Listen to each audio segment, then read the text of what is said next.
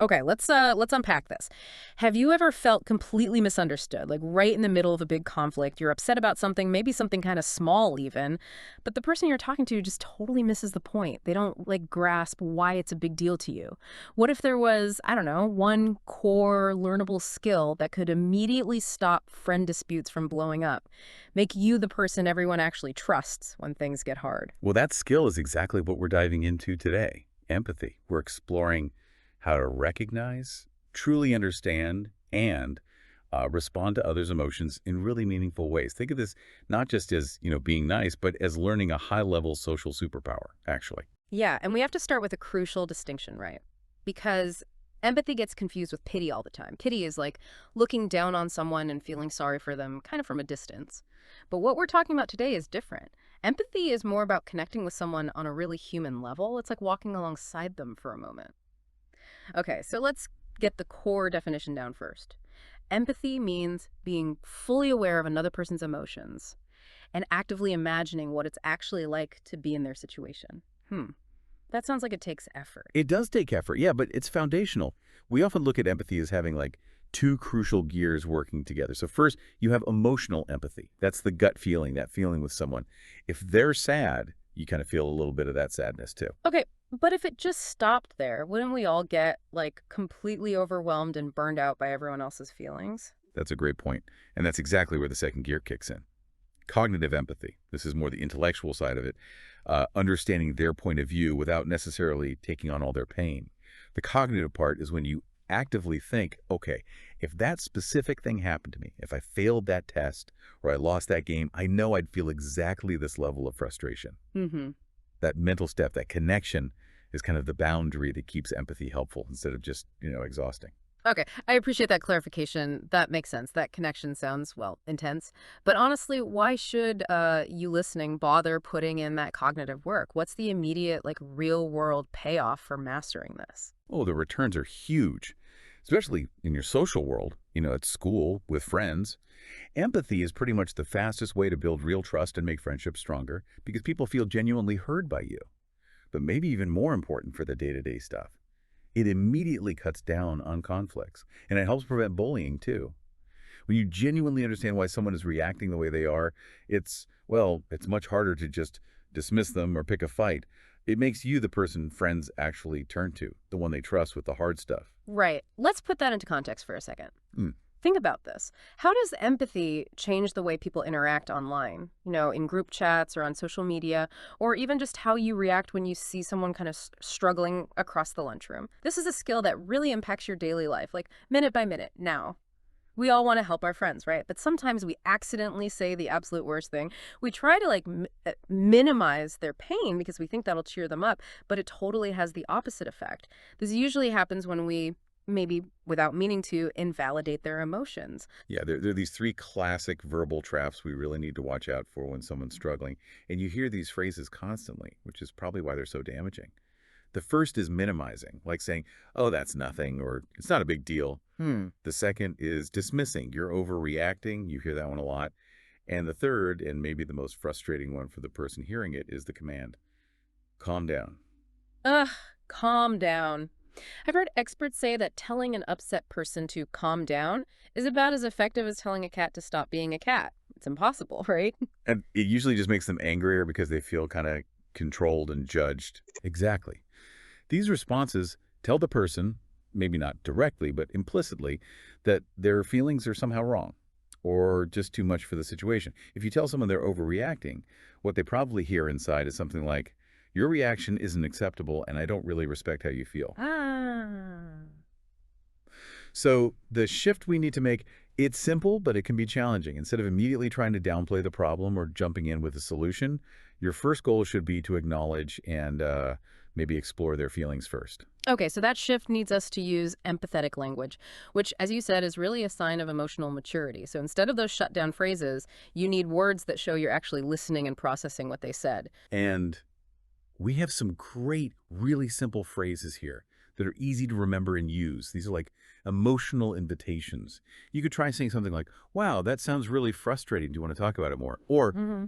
maybe just a simple, I can totally see why you'd feel that way. I think I'd probably be upset too. Hmm. And maybe the simplest, but often the most powerful one is just, hey, I'm here to listen if you need to talk. Those phrases are kind of like an emotional handshake, aren't they? They signal connection and safety. Okay, let's run through a real scenario because this is where the theory kind of hits the road. Imagine this really common situation. A friend finds out they've been excluded from a group chat they were really looking forward to being part of, and they're visibly hurt, maybe trying not to show it, but you can tell. Right. So the non-empathetic, kind of dismissive response, often because we panic or just want to fix it fast, is something like, just ignore them. They aren't worth it anyway. Yeah. That might feel like you're giving advice, but it completely ignores the very real pain of rejection they're feeling right then. Yeah, and think about what the friend hears. They probably hear, I should just ignore my feelings, and maybe, my pain isn't as important as your quick advice.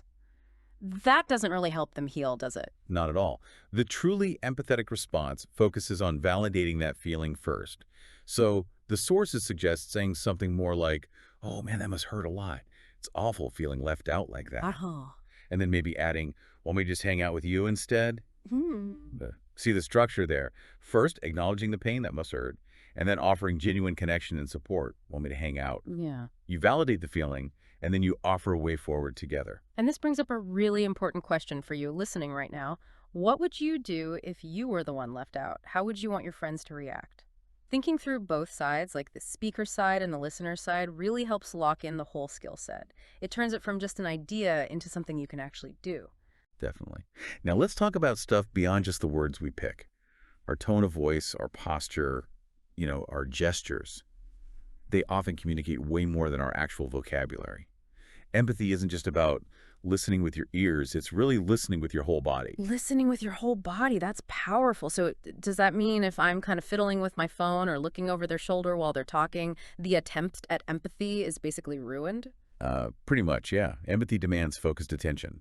So avoiding distractions is probably the most critical rule here. If you're distracted, you're sending a signal, maybe unintentionally, that whatever's on your screen or wherever your eyes are wandering is more important than their feelings right now. Mm-hmm. So to show empathy non-verbally, you kind of need this quick mental checklist. Maintain respectful eye contact, show calm, open facial expressions, try not to look bored or judgmental, use a relaxed posture, maybe lean in slightly and nod occasionally just to show you're tracking with them. Right. If your posture is really tight or your arms are crossed, even if you're saying all the right words, your body is screaming tension or dismissal. It's that nonverbal mismatch that can really cause trust to break down, isn't it? Absolutely. And these skills, they apply to everything.